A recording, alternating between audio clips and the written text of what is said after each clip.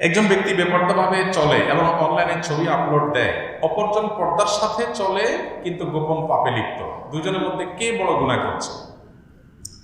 দেখেন, প্রশ্ন কে বা কারা করছে আমি জানি না, কিন্তু এই জাতীয় প্রশ্নগুলো অনেক সময় আমাদের মধ্যে হয় তর্ক বাদে তখন আমরা করি, মানে আমিও খারাপ তুমিও খারাপ, আমাদের মধ্যে কে বেশি খারাপ এটা নিয়ে হয় কম্পিটিশন, মানে এটা নিয়ে হয় তর্ক। কোনো দুঃখজনক কথা যে দুজনই খারাপ, এটা নিয়ে কোনো ইখতিলাফ নাই। ইখতিলাফ হচ্ছে কে বেশি খারাপ আর কে কম খারাপ। এই বাচ্চাদের এখানে তো আওয়াজ কেন? এই মজুর সাহেব, আপনারা কি করতেছেন? আব্দুর রহমান মজুর সাহেব, এদেরকে দিয়ে আপনারা কি করতেছেন? আপনাদের দায়িত্ব কি?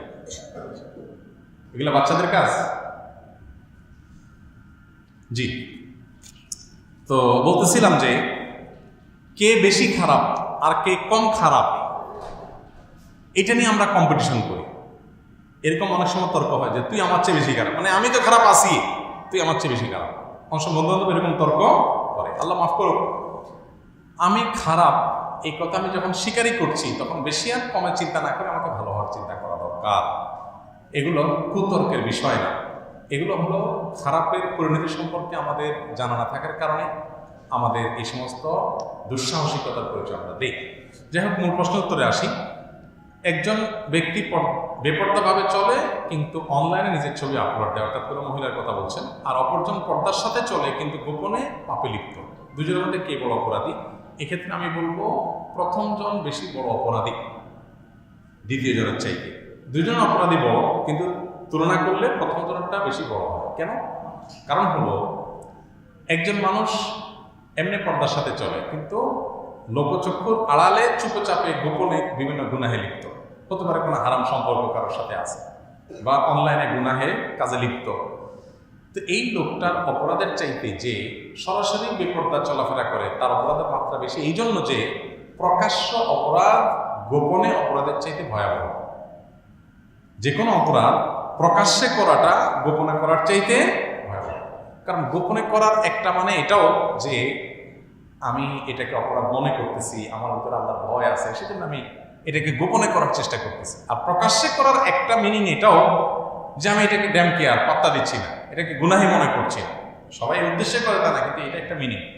এই জন্য নবী সাল্লাল্লাহু আলাইহি ওয়াসাল্লাম বলেছেন, কুল্লু উম্মতি মুআফান ইল্লাল মুজাহিরুন, আমার উম্মতের সবাইকে মাফ করা হলেও যারা প্রকাশ্যে অপরাধ করে বা অপরাধ করে প্রকাশ করে বেড়ায়, এই প্রকাশ্য অপরাধকারীদেরকে আল্লাহ তাআলা মাফ করবেন না, কারণ সেখানে বেপরোয়া ভাব আছে। হ্যাঁ, যদি সে তওবা করে ফিরে আসে অবশ্যই আল্লাহ তাআলা মাফ করবেন। তো এই জন্য কোনো অপরাধ খুল্লম খোলা আপনি দেখায় করে বেড়ালেন, এটার মাত্রাটা অনেক বেশি, কারণ সেখানে এক ধরনের কি থাকে? বেপরোয়া ভাব থাকে।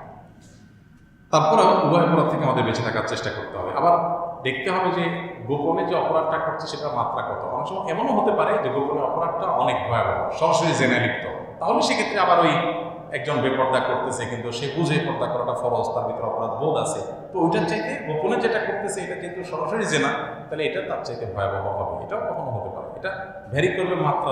আমাদের এই ভিডিওটি যদি আপনার ভালো লেগে থাকে তাহলে ভিডিওতে একটি লাইক দিতে পারেন এবং আপনার প্রিয়জনদের সাথে শেয়ার করতে পারেন, এবং এইরকম আরও ভিডিও পেতে আমাদের ইউটিউব চ্যানেলটি সাবস্ক্রাইব করে পাশে থাকা বেল আইকনটি অন করে দিন।